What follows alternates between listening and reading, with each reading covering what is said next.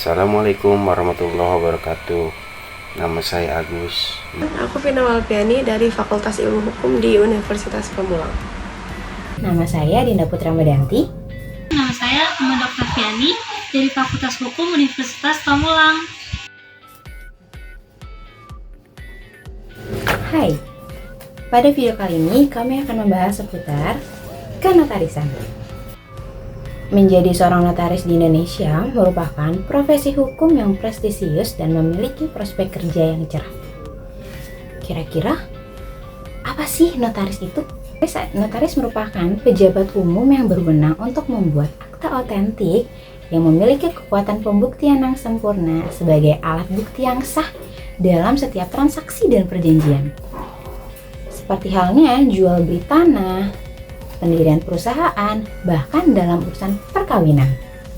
Adapun dasar hukum terkait notaris yang pertama, Undang-Undang Nomor 30 Tahun 2004 tentang Jabatan Notaris sebagaimana diubah dengan Undang-Undang Nomor 2 Tahun 2014 tentang perubahan atas Undang-Undang Nomor 30 Tahun 2004 tentang Jabatan Notaris.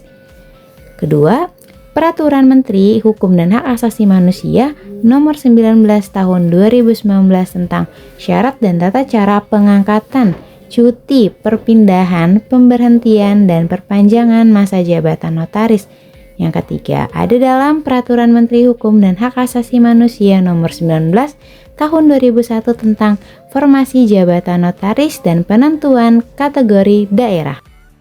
Dan yang terakhir ada dalam Peraturan Menteri Agama Nomor 33 Tahun 2016 tentang gelar akademik perguruan tinggi keagamaan sebagaimana diubah dengan Peraturan Menteri Agama Nomor 38 Tahun 2017 tentang perubahan atas Peraturan Menteri Agama Nomor 33 Tahun 2016 tentang gelar akademik perguruan tinggi keagamaan yang kedua kalinya diubah dengan Peraturan Menteri Agama Nomor 35 Tahun 2019 tentang perubahan kedua atas Peraturan Menteri Agama Nomor 33 Tahun 2016 tentang gelar akademik perguruan tinggi keagamaan.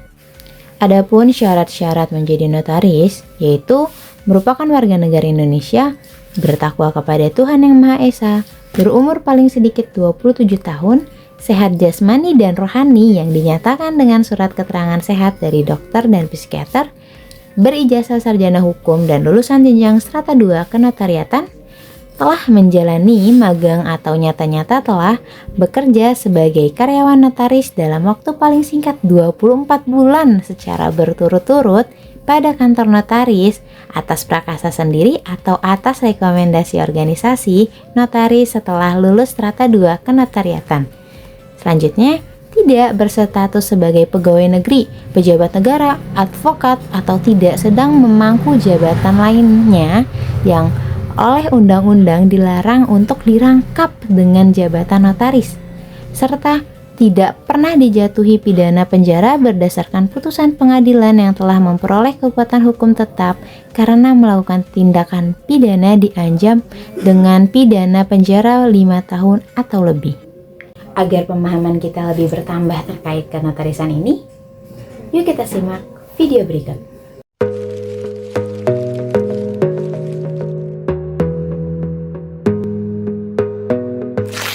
Halo, perkenalkan nama saya Eka Indriani. Dalam video kali ini, saya ingin berbagi info bagaimana sih caranya menjadi seorang notaris. Yang pertama, pastikan teman-teman lulus S1 Sarjana Hukum dulu. Setelah itu menempuh pendidikan S2 Magister Kenotariatan. Setelah lulus dan bergelar SHMKN, baru teman-teman bisa mengikuti ujian pra-ALB atau Anggota Luar Biasa Ikatan Notaris Indonesia.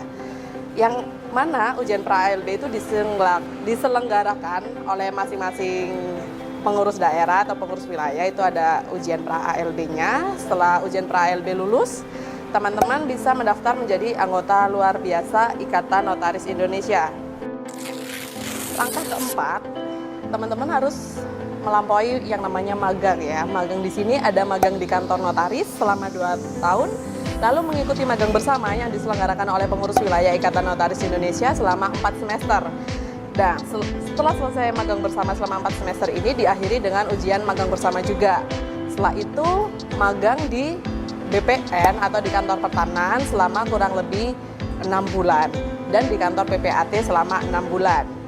Lalu setelah teman-teman selesai magang, itu nanti dikeluarkan oleh tempat kantor notaris kalian, di tempat di mana kalian magang, itu surat keterangan bahwa teman-teman sudah melakukan magang, dan nanti dari Pengwil atau dari pengurus wilayah itu juga mengeluarkan bahwa teman-teman sudah mengikuti magang bersama selama 4 semester. Oke, saya lanjut.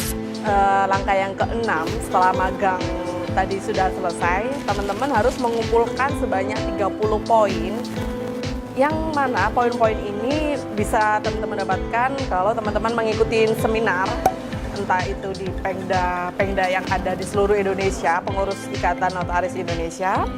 Setelah biasanya ya seminar-seminar gitu dapat 2 poin, 4 poin, itu tergantung dari siapa yang mengadakan. Kalau biasanya di wilayah Pengda itu poin yang bisa teman-teman dapatkan itu 2 poin. Kalau biasanya di Pengwil 4 poin, dan kalau seminar yang diadakan oleh pengurus Pusat Ikatan Notaris Indonesia itu bisa mendapatkan 6 poin. Jadi dikumpulkan dulu 30 poin dari teman-teman seminar itu tadi. Setelah 30 poin ini terkumpul, teman-teman bisa mengikuti ujian kode etik notaris yang diselenggarakan oleh Ikatan Notaris Indonesia.